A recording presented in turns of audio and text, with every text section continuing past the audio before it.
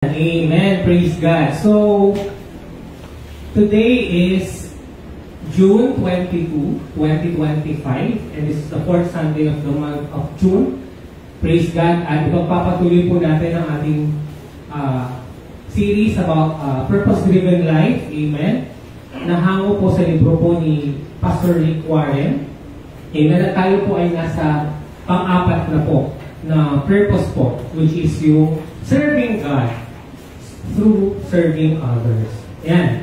So, ang pamagat po ng ating mensahe ay pinamagatang Knowing Your Shape. Pakisabi nga po yun, Knowing Your Shape. Yan. So, this is day 31 sa buko ni Rick Warren at ang title dito doon ay Understanding Your Shape. Pero binago ko po siya na Knowing dahil kailangan alam po natin yung ating shape. At ito po ay hinati niya sa dalawang araw, day 31 and day 32. At malalaman po natin kung anong ibig sabihin po ng shape. Ayan. So tayong lahat po ay tumayo at basahin po natin ang ating scripture reading. Psalm 139 verses 13 to 14. For you created my inmost being. You knit me together in my mother's womb. I praise you because I am fearfully and wonderfully made. Your works are wonderful. I know that fully well. Let us pray. Yes, O Heavenly Father, muli kami po ay humihingi ng iyong katalinuhan, ng iyong wisdom, ng kaalaman, Panginoon, at ng iyong banal na presensya, ng iyong banal na spirito upang kalooban mo po kami lahat ng wisdom and understanding po sa message mo today. Lord, gamitin mo lang po ako bilang tagapagsalita mo. Ikaw po ang magpaliwanag nito sa aming lahat. Now, Lord God, ay tuhangin po sa aming mga puso't isipan ang lahat ng aming matututunan sa araw po na ito. Ito po ang aming panalangin sa matamis na pangalan ni Jesus. Amen. Praise God.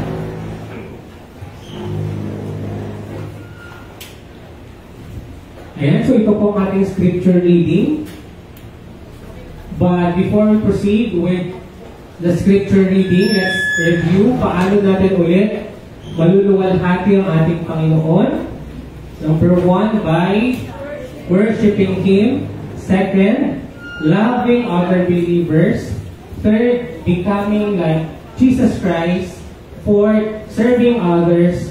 And finally, telling others about Him. Ayan, so tayo po ay nasa pang-apat na po. At noong nakaraang linggo, 2 Sundays ago, we answered the question, why do we need to serve God? Bakit po ba natin kailangang maglingkod sa Diyos? Amen? Dahil nga po, gaya na nabanggit natin noong nakaraang pag-aaral, hindi po tayo maliligtas sa ating mga gawa o sa ating mga paglilingkod o sa ating mga ministry. Subalit, ano ba ang kahalagahan nito? Ano po bang significance? Bakit still kailangan po ng Panginoon na tayo ay maglingkod at magpagamit sa Kanya? Amen? Because number 1, we were created to serve God. Second, we were saved. Niligtas po tayo para paglingkuran ang Diyos. Pangatlo, tayo po ay tinawag para paglingkuran ng Diyos. At pang-apat, tayo po ay inutusan ng Diyos para siya ay paglingkuran. Amen? And therefore, I hope na matanggal po natin yung ating kaisipan or yung notion or mentality po natin na kapag naging Kristiyano na po tayo, ay wala na po tayong dapat gawin dahil ginawa na lahat ng Diyos. Amen? Di ba yun po yung nagiging mali po nating interpretation about the works of God with our works? Amen? Kasi lagi natin sinasabi na ginawa na lahat ni Lord, ginawa niya na wala ka nang dapat gawin. Yes, wala kang gagawin to save yourself. Amen? Pero may purpose ka, kaya ka sinave. I hope malinaw po yun po, no? Kasi yun po ang nagiging nakikita ko, kaya marami po Kristiyano ang naging tamad na po nung sila ay naligtas. Amen?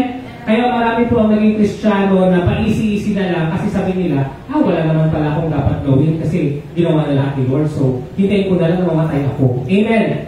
And that's one of the reasons why I'm very, very guilty of that because doon po, ganun din po ang aking kaisipan because of yung masyado po tayong, anong tawag dito, yung sa base po, masyado pong na-overemphasize po yung grasya ng Panginoon, which is, I don't have a problem with that, but rather hindi po kasi na-balance yung grasya ni Lord sa purpose niya sa buhay natin, kaya na tayo niligtas. Amen? Kasi parang for niya, useless kung kinreate mo yung isang bagay, pero hindi naman siya nagpa-function para sa'yo. Amen? Kasi recently po, sira po yung electric fan namin sa dining area. At mainit po kasi ngayon sa Philippines, amen? Nakatira po kami sa punuan, medyo mahangin po doon. At hindi po talaga ako okay pag wala pong electric fan kapag kumakain. Amen? At doon ko na-realize na di ba parang useless yung electric fan na ginawa mo kung hindi naman kanya pinapahanginan? Amen? Parang gano'n din po tayong mga tao, parang nasasayang yung ating pagkilala sa ating Panginoon kung hindi rin naman natin binibigay yung dapat na ibalik natin sa Kanya. Amen. Praise God. Pero hindi pa ako nagagalit. Medyo mataas lang po yung boses ko. kasi ako nagagalit ako sa ganong pagkaisip ko noon na wala na pala akong gagawin. Kasi grace, ligtas na tayo. So, kahit na mag-effort ako, kahit mag-evangelize ako, kahit na pumunta ako sa mga ibang tao na hindi nakikilala si Lord, hindi naman yun makakatulong para masave ako kasi save ka lang na ako. Di ba ganun po tayo? Kaya nga po, nababawasan at nawawala po ang mga workers sa church. Dahil ganun po tayo na kaya na yan ni Lord, si Lord na lahat dyan. Nakakalimutan natin na kailangan tayo ni Lord para mangyari sa mundo yung mga plano niya sa church. Amen! Praise God. Okay, so titignan po natin yung Tagalog translation or version po ng scripture reading po natin. Ayan. Para mas ma-appreciate po natin siya. Again, it is found in the book of Psalms, 139 verses 13 to 14. Sabay-sabay po natin basahin. Ang anumang aking sangkap, ikaw o Diyos ang lumikha. Sa tiyan ng aking inay, hinugis mo akong bata. Pinupuri kita, O Diyos, at marapat kang katakutan. Amen. Praise God.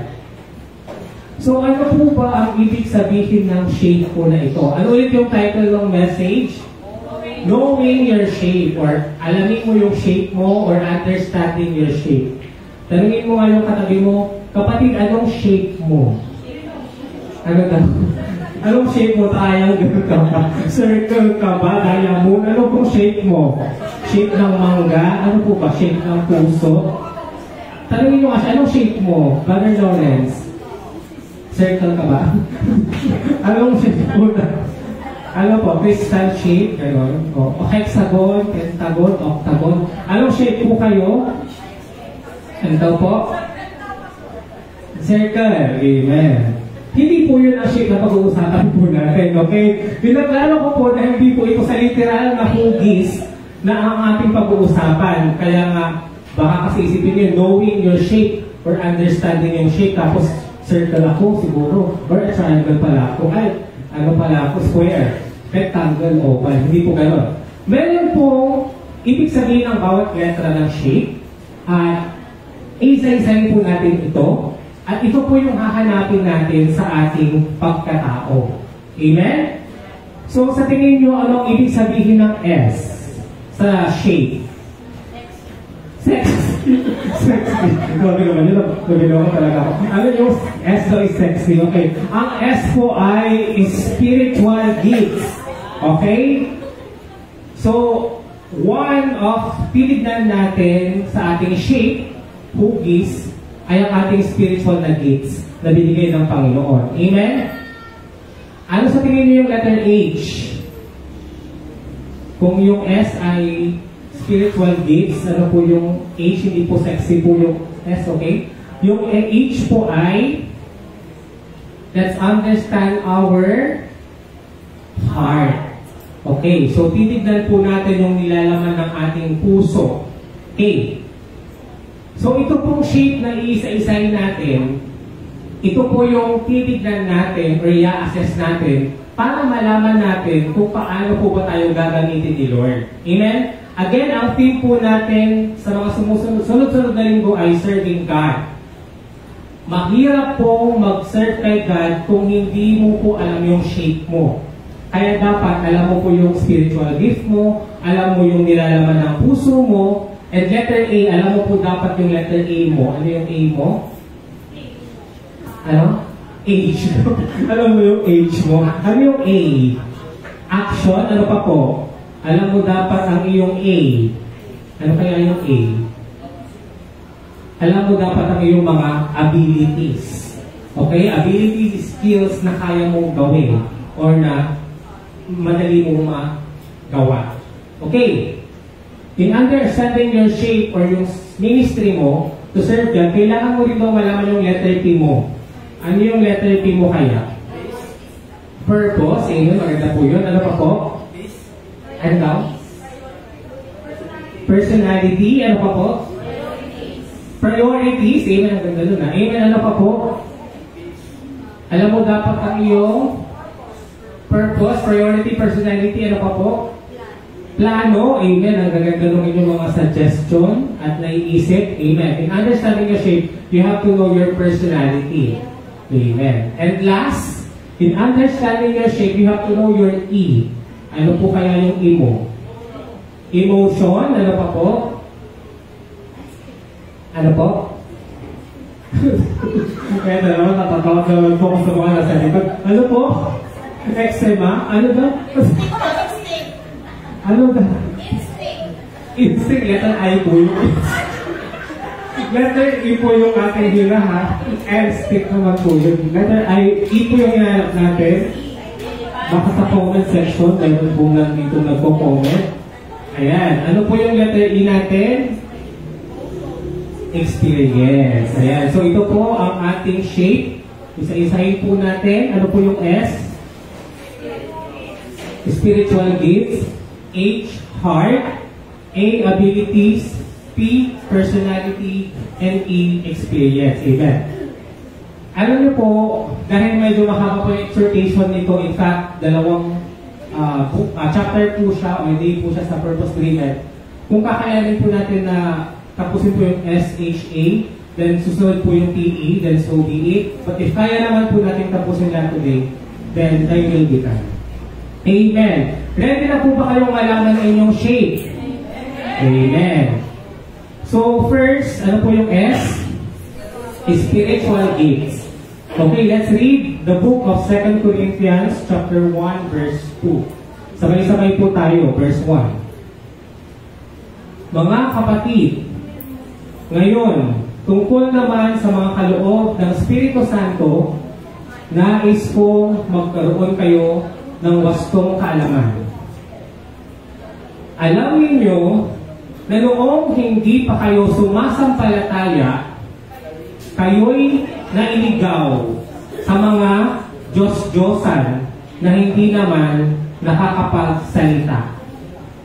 Guilty po ba tayo dito that when we were not yet Christian at di ba po natin tunay na kilala ang Diyos, tayo po ay sumasamba sa mga Diyos-Diyosan hindi nagsasalita.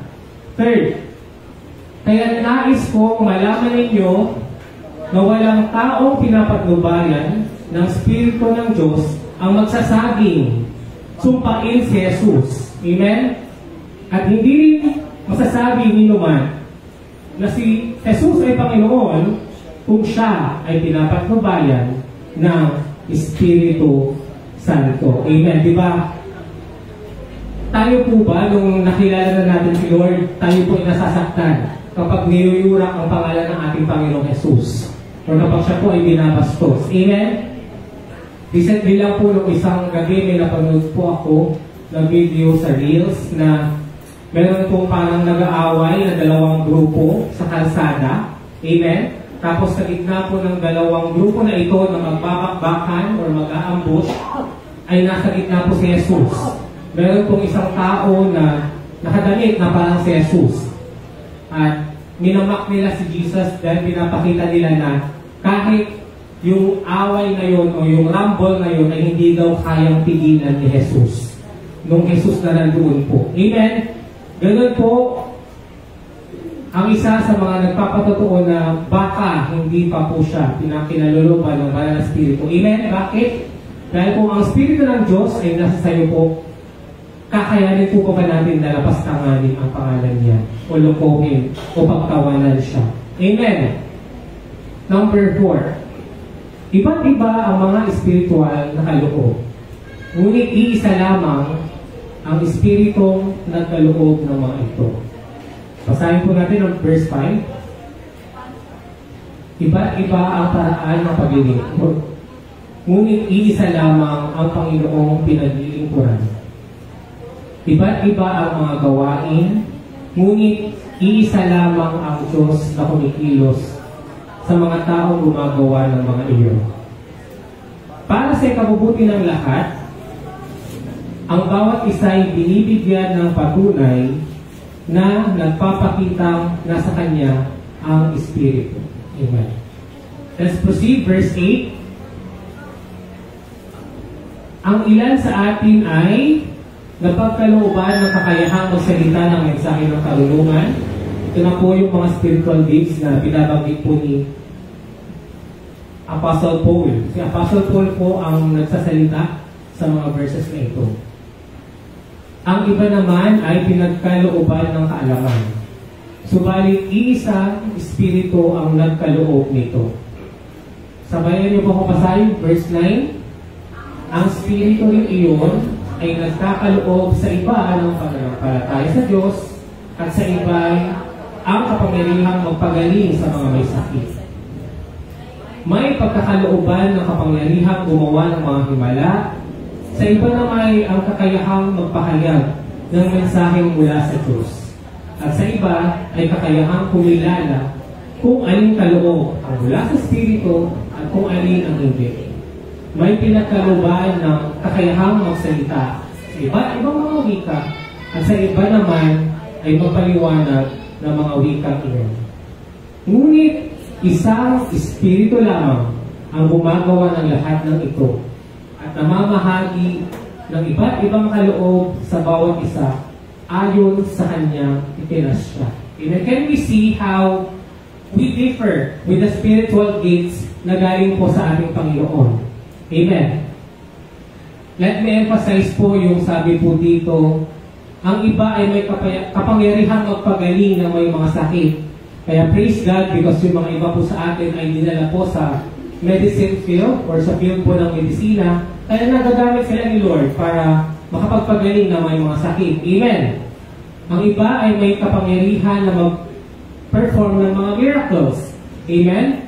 Whether it is simple or by prayer, dahil sabi nga po sa New Testament ni Jesus, kung nagagawa niya po ang mga miracle po na yun, ay kaya rin po natin gawin in His name and by faith. Amen. Others naman daw po could be a messenger of God. Ang iba ay mayroon pong gift of discernment para malaman kung alin ang galing sa Diyos at alin ang hindi. Ayan. So, mga iba naman po are good in interpreting languages or yung mga wika para ito ay maipaliwanag sa iba. And others. So, hindi po ito limited sa mga nabanggit ni Paul. These are just some of the specific ways that the Lord has blessed us with gifts which are from the Holy Spirit. Amen. Yan. Your spiritual gifts were not given for your own benefit, but for the benefit of others. Amen? Ang mga spiritual na regalo daw po na ito ay ibinigay po para magbenepisyo ang ibang tao at hindi lang po tayo. Amen?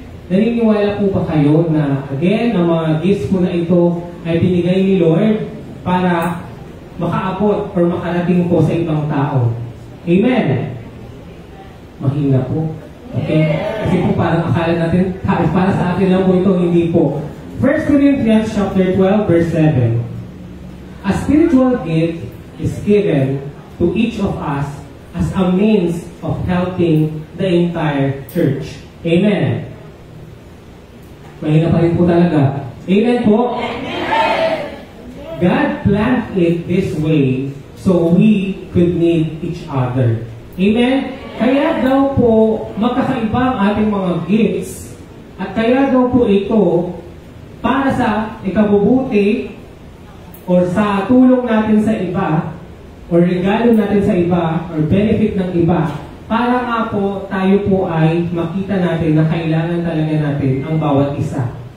That this world is not meant for isolation. Amen. It is meant for serving and loving one another. So that maramdaman ng bawat isa yung pagkakaisa at pag-iibigan pag-ibig na galing sa ating Panginoon. Last point dito sa slide na to, basahin po natin. If others don't use their gifts, you get cheated. And if you don't use your gifts, they get cheated. Amen? Ano ibig sabihin nun? Kung yung mga iba daw po ay hindi nila ginagamit yung gifts nila, parang daw tayo ay nadadaya. Amen? At kung tayo din naman po ay hindi natin ginagamit para sa iba yung gift ni Lord sa atin, para daw po natin dinadaya ang iba. Amen? Is that clear po sa ating lahat? If others, yung iba hindi nila ginagamit ang mga spiritual gifts na binigay sa kanila ni Lord, parang nadalaya po tayo. Amen? Alam niyo po yung sa corruption. Ganun po yun. Sa government po natin. Yung mga taxes po natin na dapat mag-benefit po ang taong bayan, kung yun po ay kanilang pinurakot at ginamit para sa pangsarili nilang interest, hindi po tayo nag-benefit. We are cheated. Amen. At ganoon din po tayo kung tayo lang po ang nag-benefit sa mga gift po natin, parang cheat or dinadaya din naman daw po natin ang iba. Amen. Can we relate the concept of these gifts to others? Amen. Question, tanong. Have you taken the time to discover your spiritual gifts? Napag-nilay-nilayan na po ba natin kung ano yung mga specific na gifts na ibinigay sa atin ng Diyos? Tanungin mo ngayon katabi mo, kapatid, ano ang iyong spiritual gift?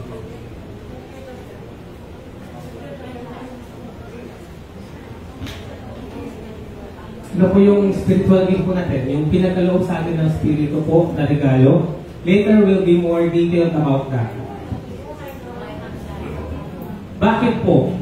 Dahil an open gift is useless and worthless. Amen. Kaya po natin tinatanong kung nalaman mo na po ba ang mga regalo or kaloob sa iyo ng Panginoon? Binuksan na po ba natin ito para ipamahagi sa iba?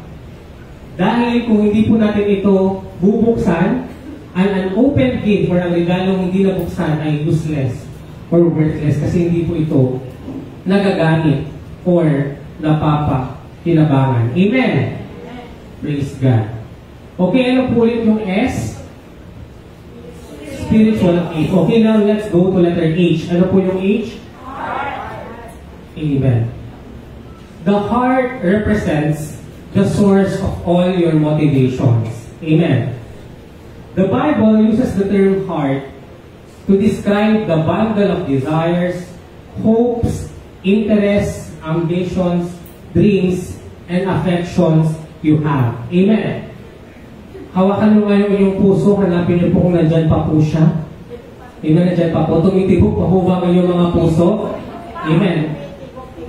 Although we know that science would say that it's the hypothalamus which really shows or represents our motivations and desires, biblically, sinasabi po na ang puso po ang talagang nagsasabi ng ating mga ninanais. Amen. Sabi nga po sa Bible, out of the abundance of the heart, the mouth speaks of. Amen. Kung ano daw ang nilalaman ng puso, ay siyang sinasabi ng bibig. Amen. Kung ano ang nilalaman ng puso, ay siyang sinasabi ng bibig. At yung kanina na verse na share ko lang po sa group chat namin magpipinsan, yung sabi po doon na store up your treasures in heaven where moth and rust cannot destroy. Amen. For where your treasure is, there your heart will be also. Amen. Kasi po, meron po kami isang pinsan si Ate Philippine, yung dumadating po dito, sabi niya po, napag-inipan niya raw po si papay namin kagabi.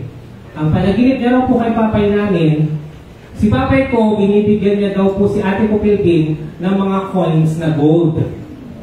Diba? So, si papay po masaya daw siya, tapos binibigyan niya raw ng mga gold coins si Ate Philippine. Kailan si Ate Philippine, yung matangkad po na kasama po natin. Sa Manila na po kasi siya base ngayon, hindi na po siya nagupat kaya hindi na po siya maka-attend dito. Yun po yung panaginip niya. So, sa group chat namin magpipinsan, pinapa-interpret niya yun. Sabi niya, ano kaya ang ibig sabihin ng panaginip ko na yun kay papay? Yun, sabi niya. Then ako, personally, ang spiritual discernment ko doon, sabi ko, praise God, mayaman na si papay namin sa langit. Amen? Hindi man po siya naging literal na mayaman sa lupa, na maraming pera o maraming gold, pero ipinapakita sa kanya, kay Ate Philippine, ni Lord, na sa langit, mas mayaman tayo. Dahil sa mga naimpok nating paglilingkod sa ating Diyos or pagpapagamit para sa Diyos. Amen? Kaya nga po, kinote ko yung verse ko doon sa GC namin, yung store up your treasures in heaven. Amen. Kaya mahalaga po talaga na pinag-aaralan po natin itong ministry or yung mga paraan para paano paglingkuran ang Diyos. Dahil ito po yung mga treasure na sa langit po natin iniimpok. Amen? Kasi po ang maling kaisipan ng mga tao, payaman tayo ng payaman sa lupa, ng literal po na pera o ng mga material na bagay. For me, useless po ang mga bagay na ito na nakukuha natin kung hindi po ito na nagagamit para sa glory ni Lord. Amen? Useless po ang mga gamit na ito kung hindi po ito nagagamit para sa ating Panginoon. Amen? Kaya ngayon, gusto ko lang din pong linawin na hindi po masamang magpayaman. Lalo na kung ang pagpapayamang ito ay kaloob ng Diyos at gagamitin ng Diyos para maging pagpapala ka sa iba. Amen? May narinig po kasi akong speaker, si Brother Dan Martel. Ang sabi niya po kasi, nung bata siya na maling-maling ang kaisipan is this. Sa tuwing kasama na raw po yung tatay niya at sila po ay nagbibiyahe, kapag may nakikita daw pong malalaking bahay, silang mag-ama, ang lagi raw sinasabi ng papa niya, mayaman yan kasi siguro kurap yan ng official. Di ba ganun tayong tao, pag mayaman yung tao, mayaman yan kasi scammer yung mga yan. Di ba, mayaman yung mga yan kasi sigurado ako politiko yan. Diba? Kaya tayo po mga Kristiyano, nagkakaroon po tayo ng guilt na maging mayaman. Kasi iisipin nila o natin na tayo po ay nagpapayaman sa lupa. Amen? Pero po sinasabi ni Dan Martel na nung naging Kristiyano siya at nung nakilala niya ang Diyos, maling kaisipan din daw yun. Maling mentality yun. Amen? Sabi po niya kasi, ito po nilagay ko po sa notes ko para hindi ko makakalimutan. Ayan. Sabi po niya dito, tinagalog ko na po hindi lahat ng mayaman o yung mayaman ay masama. Mali yung kaisipan na kurap, na mga kurap silang politiko. Amen? Mali yung mentality na ganun kasi hindi ka mai-inspire na magpayaman. Amen? Hindi ka mai-inspire na magpayaman. Bakit? Dahil pwede kang payamanin ni Lord kasi alam niya na magiging blessing ka sa iba. Amen? Ulitin ko po, pwede kang pagyamanin ni Lord kasi alam niya na magiging blessing ka sa iba. Does that make sense to us? And does that change our mentality na keso mayaman niyang tao na yan ay kurap na siya? Kasi pwedeng mayaman siya kasi pinagpala siya ni Lord. Amen? Kasi kanina po, nung papunta po kami dito, napansin po namin itong laundry shop ni Auntie Susan. Hello Auntie Susan, you're watching. Nakita ko po dito. Tapos napansin talaga namin na kada part po namin dito sa harap ng church, padami yung kanilang labada. Amen. Padami ng padami yung kanilang mga tauhan. At palaki ng palaki yung kanilang business. Alam niyo po, ang sabi ko kina Sister Princess, kina Sister Lucy, sabi ko, kasi worker yan ni Lord. Amen. Sabi ko, hindi na ako magtataka na yayaman yung business mo para sa MP Susan dyan na grabe, parang buong maluhod na sa kanya ng papalaw. Kinakaya niyo pa po ba na ni Susan ng buong maluhod? Sabi ko, kaya yan blessed kasi worker siya ni Lord. Do you believe that? Amen. Kaya ko rin po tumatakbo sa akin kasi last week ko lang po siya napakinggan. Si Dan Martin kasi ano po siya, Christian po siya na consultant na nag-advise sa mga gustong mag-start ng business. Ang maganda kasi yung approach niya ay Christian na approach. At ang napansin niya, sa mga pinagpapala ni Lord na talagang lumalago yung business nila is number 1. Ang ultimate po talaga daw na napansin niya is that nakilala po nila ang Diyos. Amen. Nakilala nila ang Diyos at they found their purpose of being in service to others. Amen. Again, sabi po ni Dan Martel, successful people, number 1, they become successful because they discovered God. Nakilala nila si Jesus. Nakilala nila ang Diyos. Kaya sila naging successful. At number 2, na-found nila na yung purpose pala nila ay dapat maging of service sila sa iba. Amen. Na hindi pala dapat nila sinasarili o inaangkin yung kaalaman nila or kung meron man po ano sa kanila dahil dapat po pala yun po ay magamit para sa iba. Kaya nagiging successful sila kasi natural yung pagtulong po nila sa kanilang kapwa. Amen. And therefore, sabi niya, meron daw pong isang lumapit sa kanya na kliyente na mayaman. At ang worry niya is this. Natatakot na akong magpayaman kasi iniisip ng mga tao na papagsamantala ako, or scammer ako, or corrupt ako, or masyadong mataas yung profit ko sa mga business ko. Yun po ang worry nung client niya na nagigilty siya na parang payaman siya ng payaman. Alam mo, ano po ang sagot sa kanya ni Dan Martel? Ano po ang advice sa kanya ni Dan Martel para hindi siya mag-guilty? So, sabi ni Brother Dan, ibigay mo yung 10% kay Lord sa church. Amen. Ibigay mo yung 10% sa mga foundation. Ibigay mo yung 10% sa mga charity ng kinikita mo para mawala yung guilty mo na ikaw lang ang o sarili mo lang ang nagpapayaman. At nung narinig daw yun nung client ni Dan Martin, ginawa na daw po yun na nagbigay siya ng pera niya 10% sa church, sa charity, sa mga foundation, sa mga mahihirap. Then gumaan daw po yung pakiramdam niya at mas lalo siyang nagkaroon ng motivation para palaguin yung business niya. Kasi nakikita niya kung saan ito napupunta. Amen? And again, another example po nga po dito yung business po nila Mang Piping, nila Brother Lito D and Dr. Lito D.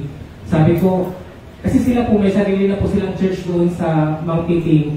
Nag-invite po sila ng mga pastor, tapos lahat ng mga workers doon ay nagkakaroon po ng fellowship. May meet po sila at may Sunday service din po.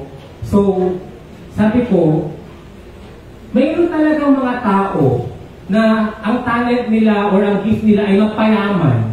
Amen? May mga tao talaga na ang gift nila ay mag-acquire ng wealth. So, kung yan yung gift mo at magagamitin mo yun para kay Lord, then ang ganda. Amen? Kasi po yung ability mo to create wealth or to produce wealth, kanino po ba yung galing? Sigurado galing po yun kay Lord. Amen?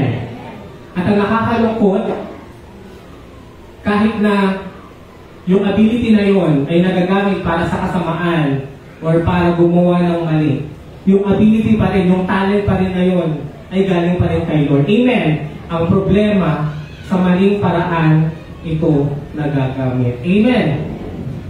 Praise God. Okay. Your heart reveals the real you. Sabihin nyo kayo sa kasama nyo. Ay katabi nyo pala. Amen. Pinapakilala o pinapakita daw ng puso mo kung sino ka talaga.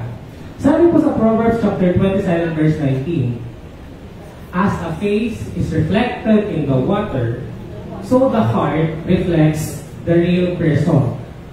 Kapag tumitingin tayo sa tubig, lalo na kung malinaw, di ba nakikita natin yung mukha natin o yung salamin natin? Ganun din daw po, ang puso natin, it reflects the real us, the real you. Nakikita niyo po how many times na ginagamit sa Bible or ni Lord yung puso to reflect our desires, our intention. Amen. Kaya we should really know our heart. Amen. At sabi nga po sa Bible, you should always guard your heart. Amen? Guard your heart, especially from corruption na manggagaling sa labas o sa mundong ito. Amen. Again, guard your heart because out of the abundance of the heart, the mouth speaks of, or the mouth speaks.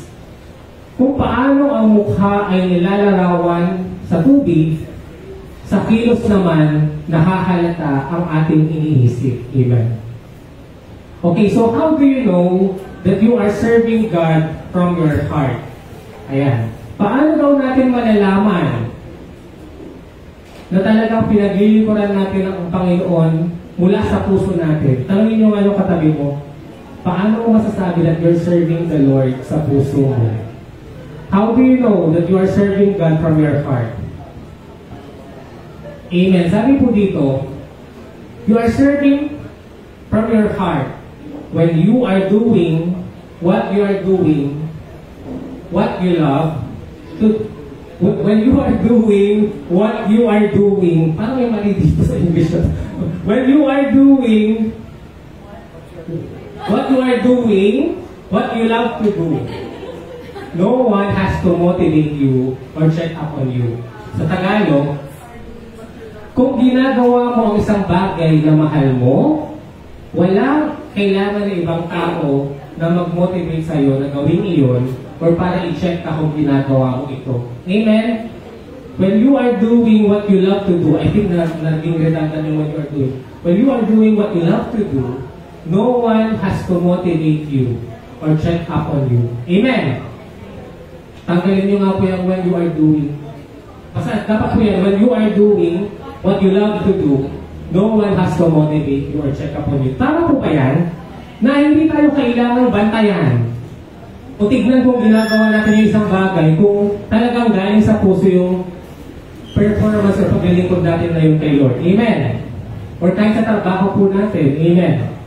Next, you don't need reward, applause, or payment. Naniniwala po kayo. Kinote ko po ito kay Rick Warren po lahat.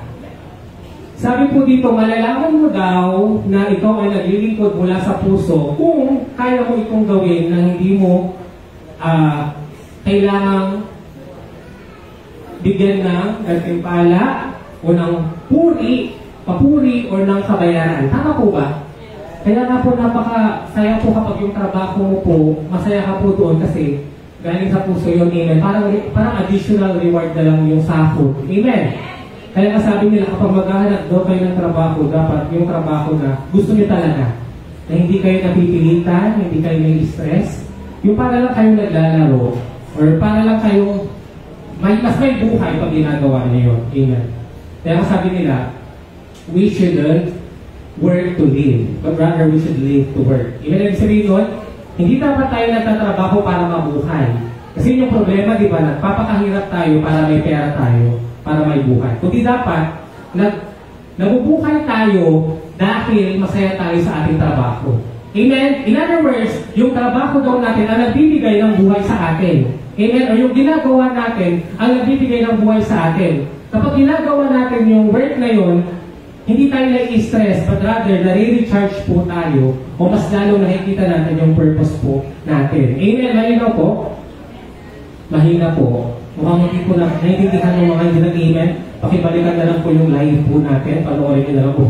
Okay, number 3. You get good at it and you become more effective. Amen? Kapag tayo ay naglilingkod mula sa puso, mas lalo daw po tayo gumagaling. At hindi lang tayo gumagaling, mas nagiging effective daw po tayo sa ating ginagawa. Amen?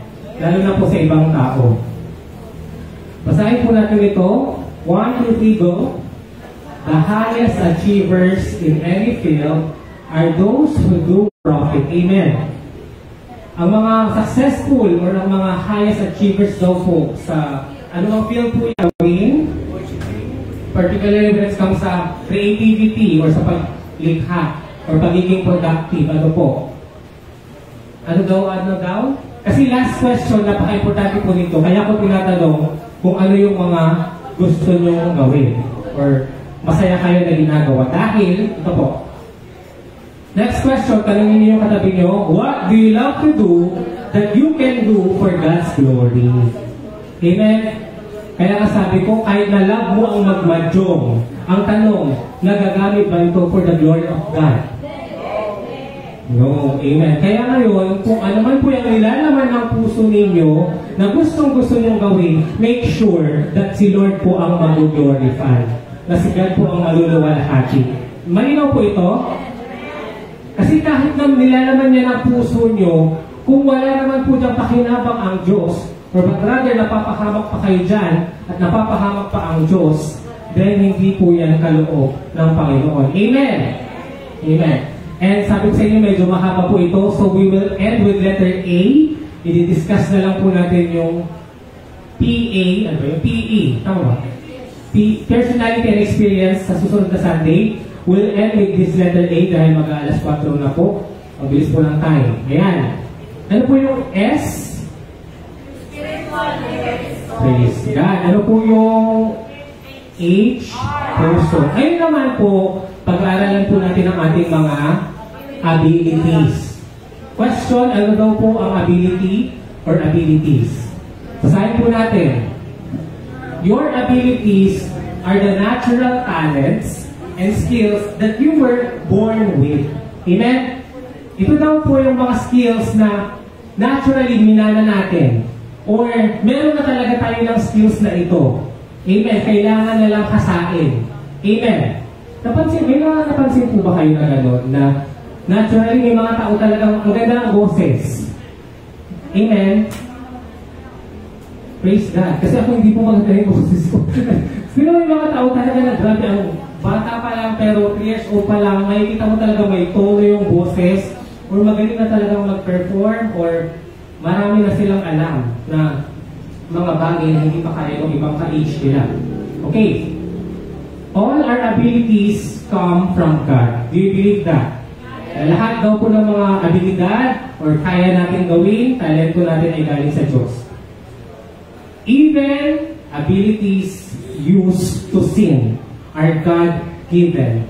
Malinaw po yan. Sabi niya daw, kahit yung mga talento, ability natin na magsala or magkasala ay galing sa Diyos. Of course, yung kasalanan ay hindi po galing sa Diyos or hindi po gusto ng Diyos. Pero yung kakayahan natin mag-scam, yung kakayahan natin mangloko, kakayahan natin manglinlang, kanino galing yun? Kay Lord pa rin yung talent na yun. Amen. It's just that, again, they are just being misused or abused. Amen. Kaya nga sabi ko sa inyo, maraming tao ang magaling magpayaman. Kasi yun talaga yung skills nila or talent po nila na magaling silang magsalita, magaling silang mag-influence, magaling silang magpa-oo sa kausap nila. Skill nila yun. Kanino galing yun? Kay Lord. But the problem, they are not using it for God's glory, but rather, they are abusing it or misusing it to commit sin. Amen. So again, ikaw, tanungin mo yung katabi mo, ano ang skills or abilities mo? Next question, ginagamit mo ba ito para magkasala? Amen. Basahin po natin ito. Sabay-sabay po tayo, 1, 2, 3, go. Many studies reveal that the average person possesses 500 to 700 different skills and abilities. Nakita niyo po kung gaano karami yung ating mga kayang gawin. Hindi lang po 5, amen, hindi lang po 7, kundi 500 to 700 different technical skills, technical abilities ang kaya po natin na pinagkaloob po ng Diyos. Amen. Pero ang tanong, ilan po dyan ang nagagamit for God's glory?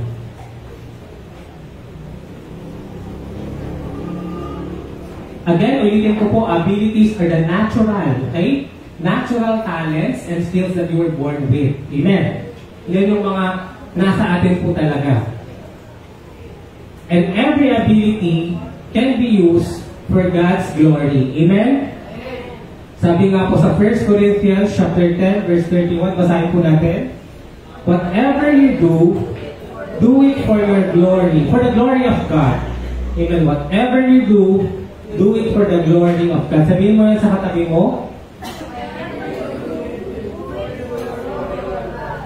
Amen. At sabihin mo rin yan sa sarili mo. Amen. Your abilities were not given just to make a living. God gave them to you for your ministry. Amen? Yung mga abilities daw natin, skills, talents natin, ay hindi lang yan ipinagkaloob ng Diyos sa atin para tayo ay mag-survive or mabuhay or para kumita or para masustain yung buhay natin sa lupa. But rather, ipinagkaloob daw po ito sa atin for our ministry. Amen? Question, ano ulit yung ministry? Ministry is our service to God. O yung ating gawain sa ating Panginoon. O yung mga nagagawa natin para sa glory ng Diyos. Amen? Basahin po natin ang 1 Peter chapter 4 verse 10. God has given each of you some special abilities. Be sure to use them to help others, passing on to others God's many kind of blessings. Amen? 1 Peter chapter 4 verse 10. And therefore, ayan, I will ask you this question. What God-given ability can you offer to church? Amen. Tanong mo nga yung katabi mo. Ano yung ability mo or kakayanan mo, skills mo, talents mo, na pwede mo pong i-offer sa church? Amen. Ano po? Praise God. Ayan. So, ano po, tutuloy pa ba natin or sa next Sunday na po? Tuloy ko na. Sige, tuloy na natin. Promise. Kaya pa po. Kasi mag-alas 4 na po. Ayan, personality. Your uniqueness is a scientific fact of life. There has never been and never will be anybody exactly like you. Amen.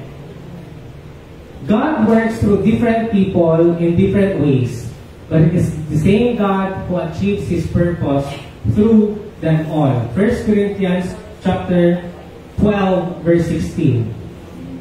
The Bible gives us plenty of proof that God uses all types of personalities. Amen. Magkaiba po ang ability or ability sa personality. Sa personality po, meron talaga tayong kanya-kanyang character or personalidad. Napansin nyo may mga tao na mas comedian po sila or mas comic talaga sila. Yung natural talaga nila yung pagiging nakakatawa. Amen. May mga tao naman na natural nila yung pagiging seryoso or introvert or yung iba extrovert. Amen. The Bible gives us plenty of proof that God uses all these types of personalities. And we need all kinds of personalities to balance the church and its flavor. Amen. Because the world will be very boring. The world will be a boring place if we were all plain vanilla. Ibig sabihin, boring kapag iisa lang po ang flavor or ang lasa daw ng mga ice cream. Amen. Kaya nga po, say for example, yung dessert natin, like ice cream, it varies in flavors. At ganoon din po tayong mga tao, magkakaiba po. You are unique. Amen? And that is scientifically proof or proven na talagang ang bawat tao ay may kanya-kanyang personalidad. In the same way, when you are forced to minister in a manner that is out of your character, it creates tension, it creates burden, it creates discomfort. Because it requires extra effort and energy and produces less than the best result. Amen. Napakahirap daw po na kapag sometimes ang naibibigay sa atin ng trabaho o nagawain sa Diyos or na ministry ay out of our character. Amen. Kasi nga po, nagiging burden daw ito, nagiging tension at nagkukos ng discomfort. And it requires extra effort and energy and produces less than the benefit results. Hindi po mas maganda ang nagiging resulta nito. Ayan. This is why, mimicking someone, or ibig sabihin, ginagaya mo yung iba. This is why, mimicking someone else's personality and ministry never works. Amen. You don't have their personality because you have your own. Amen. Nakita po natin na sometimes, kaya hindi po nag-work sa atin yung ganung ministry or gawain because hindi nga yun pasok sa ating personalidad or pagkatao or personality na sometimes ginagaya natin yung iba. Pero sa kanila, pasok talaga or swak talaga siya kasi yun talaga sila. Amen. God made you to be you and you can learn from their examples, but you must filter what you learn through your shape. Amen. Sabi mo sa katabi mo, iba ka. Kakaiba ka. Amen. Pwede po natin silang gamitin na inspiration. Amen. Pero hindi po natin sila dapat gayahin. Amen. Say for example, itong preaching po na ito. Pinreach po ito ni Rick Warren. But of course, surely iba yung pag-serve din ito sa inyo. Amen. Naniniwala ko kapag siya po ang mag-preach dito sa inyo, kakaiba.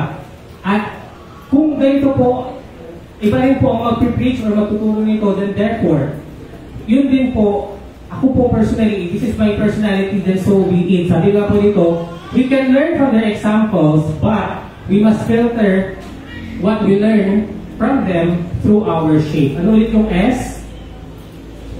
Spiritual gifts. Ano po yung H? Heart. Ano po yung A? At yung P? Okay. Basahin po natin sabay-sabay. When you minister in a manner consistent with the personality that God gave you, you will experience fulfillment, satisfaction, and fruitfulness. Naniniwala po ba kayo dyan? Na kapag you will serve God through your personality, magkaka-experience daw po tayo ng satisfaction, ng fruitfulness, at ng tinatawag po na fulfillment. Amen? Kaya nga po, sometimes, ang nagiging problem sa atin, pag nagiging Christian po tayo, masyado na tayong nagiging parang reserve. Amen? Parang reserve, ibig sabihin, ay, hindi na ako dapat ganyan. Pero hindi na ako dapat ganito. Pero that's you, diba? That's your personality. Kaya parang minsan nakakahon po tayo. Nakikita niyo po yung punto. Ako, napapansin ko po yun na there are times na sometimes na iiba po yung ating delivery or yung ating nagagawa because that is not us. Amen. Say for example, kasi may one time na may nag-speak po dito, tapos ang sabi nung mother ko or nung kamag-anak namin, sabi niya, masyado raw siyang seryoso mag-preach.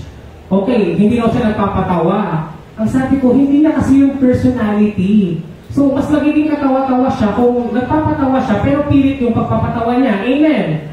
Or kung tinatry mo yung something na hindi mo siya natural na ginagawa. Parang si Sister Pilar, napaka-natural yung comedian. Amen. Walang ka-effort. Walang ka-effort. Yung maganda silang parang Sister Imelda. Kasi nga, yun yung personality niya. So, wala tayong magagawa kasi yun talaga siya. Amen. And hindi natin yung kailangan tanggalin kapag naging Christian siya. Kasi ganun nga yung pagkakagawa sa kanya ni Lord. Amen. Kasi ang sometimes sa yung mga tao dahil, uy, kasi Christian ka na, so dapat, hindi ka dapat ganyan. Di ba nagkaroon tayo, ang naging effect doon sa atin, hindi maganda, na masyado po tayo nagiging reserved, na hindi na natin na ilalabas yung mga personality natin, na specifically, binigay sa atin ni Lord. Amen. So, question, what personality did God give you? Ano po ang personality mo na binigay sa'yo ni Lord? Ano yung pagkatao mo na binigay niya sa'yo? Ikaw ba yung seryoso, nakakatawa, o nagbibigay ng buhay sa inyong pamilya o sa mga barkada mo? Ikaw ba yung joker? Anong type na pagkatawag? Ikaw yung laging serious na binabalance mo yung environment ng church ninyo or ng community niyo na ayaw mo na may nag-aaway, lagi kang pumapagitna, gano'n. Ano po yung personality natin? Pero the question should be, what God-given personality do you have? Amen. Although we have different personalities, kailangan titignan po natin yung galing mismo sa Diyos. Amen. At hindi yung mga bagay or personality na out of the gifts or given by God to us. Amen.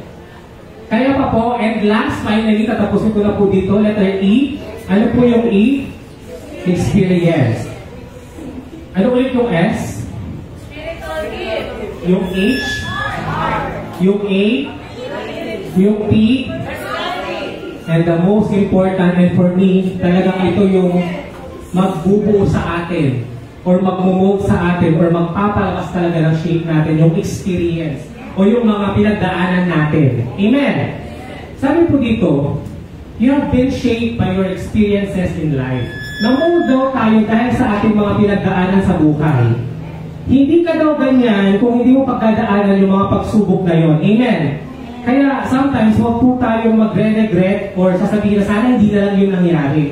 Kasi hindi ka po mapupunta sa pagiging strong na pagkatao mo ngayon kung hindi mo po yun napagtagumpayan. Amen? So, hindi po yun nasayang. Amen?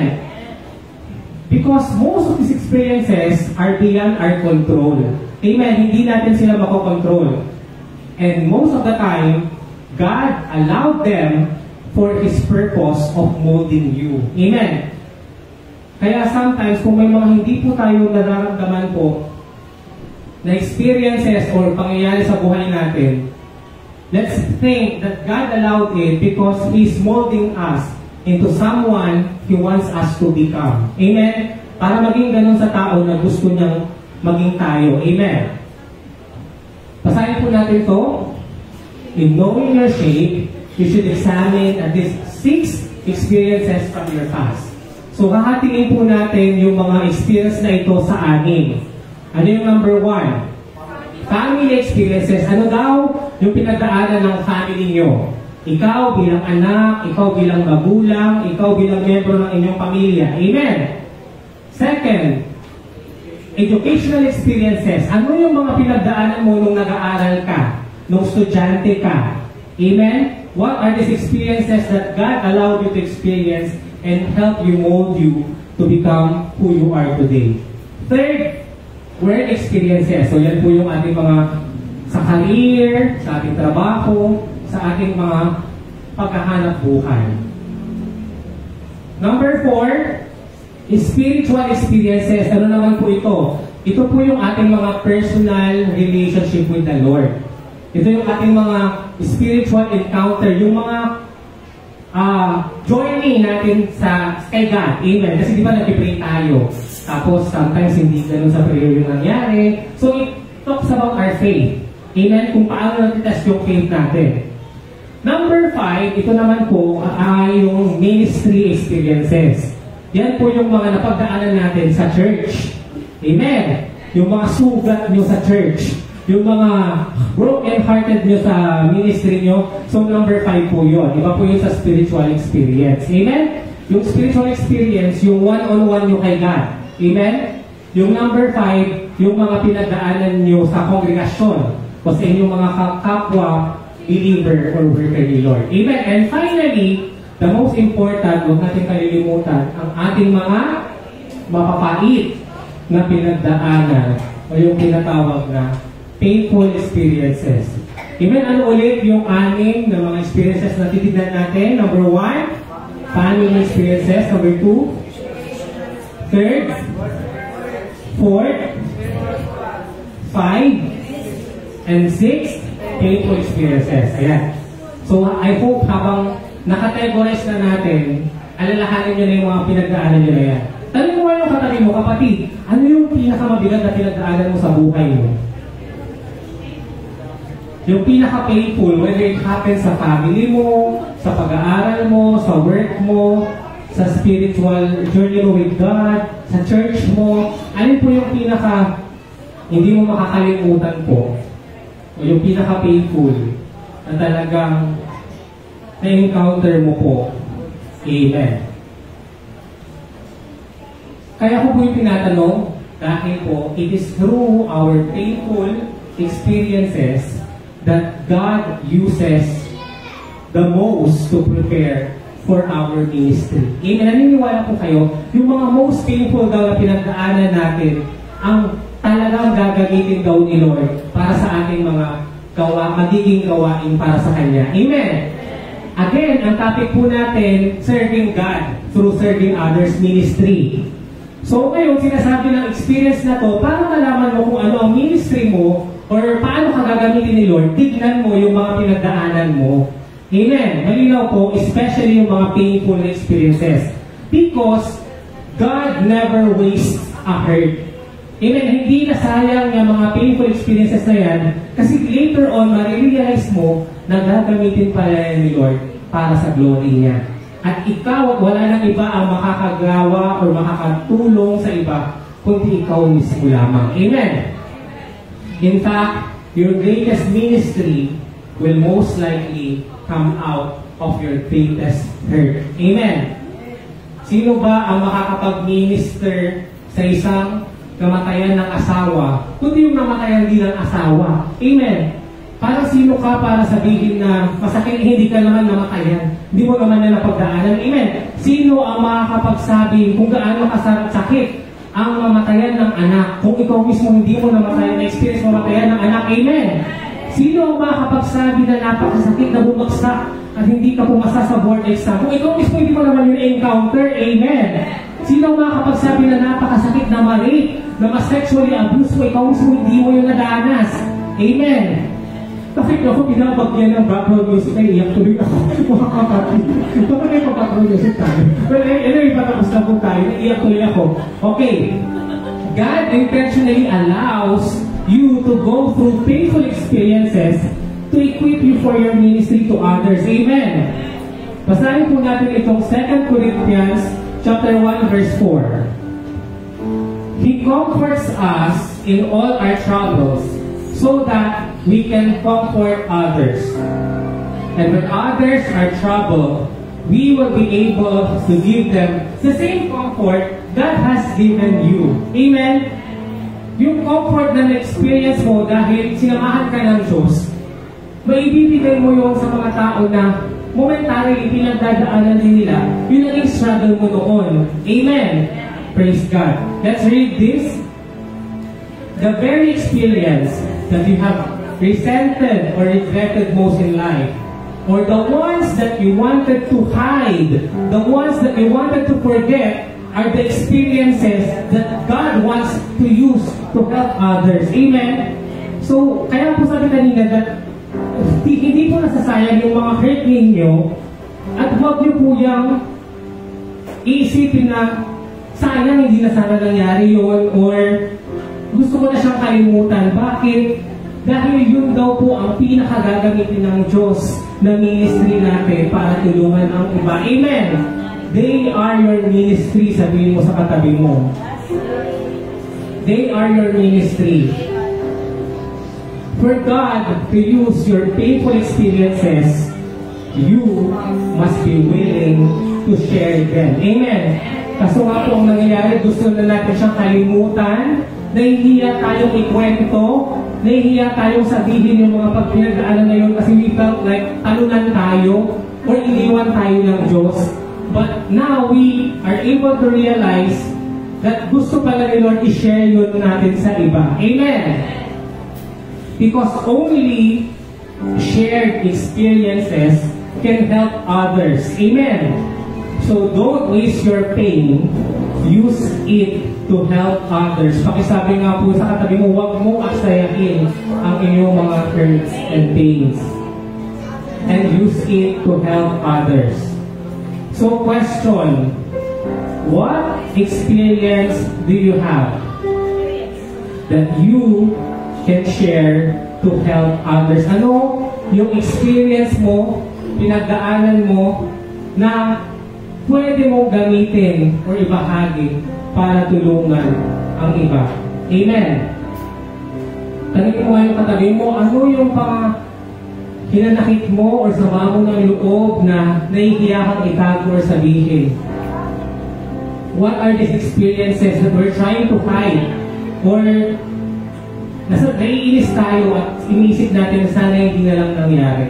Pero ngayon sinasabi ni Lord, use that as a tool to know your shape. Amen? Use that to know your ministry. Using your shape is the secret of both fruitfulness and fulfillment in ministry. Amen? Sabay-sabay po natin basahin ito. 1, 2, 3, go. You will be most effective when you use your spiritual gifts and abilities in the area of your heart's desire and in the way that best expresses your personality and experiences. So makikita po natin dito yung ating shape. Last po, basahin natin. Because the more you know and understand your shape, the more successful you will be in serving God. Amen. The more daw na alam at naiintindihan natin yung ating shape, the more na magiging successful tayo sa ating mga magiging ministry or gawain sa ating Panginoon. Amen. So tanungin mo rin kapatid mo, kapatid, ano ang shape mo? Circle pa po ba? Or triangle pa po ba yung shape mo? Ano ulit yung titignan natin para malaman natin ang ating shape? Let's check our second, our letter A, letter P, and letter E. To God be the glory. Sasabihin natin ang